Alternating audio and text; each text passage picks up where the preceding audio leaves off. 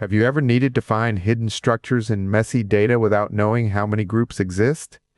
Today, we explore hierarchical clustering, a technique that builds a tree-like structure called a dendrogram to reveal these relationships automatically. Hierarchical clustering is an unsupervised learning method that groups similar data points into a hierarchy without requiring you to pre-select the number of clusters beforehand. This flexibility makes it incredibly powerful for initial data exploration. The process typically follows an agglomerative or bottom-up approach, starting with every single data point as its own individual cluster. Then, at each step, the two closest clusters are merged together progressively.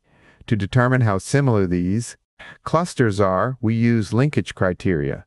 You can choose from single linkage for chaining, complete linkage for compactness, average linkage for a balance, or Ward's method to minimize variance between merged groups. The result is visualized as a dendrogram, a tree diagram that displays the arrangement of the clusters formed at each stage. By reading this vertical structure, you can trace exactly how individual points merged into larger groups over time.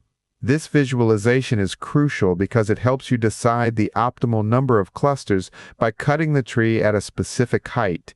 It provides immediate insight into the nested relationships within your dataset without complex guessing. Ultimately, hierarchical clustering transforms raw numbers into a clear, interpretable map of similarity, making it an essential tool for understanding complex datasets in fields ranging from biology to marketing. So there you have it. Dendrograms turn abstract similarities into a clear visual hierarchy. Which linkage criteria do you think works best for your data? Let me know in the comments below.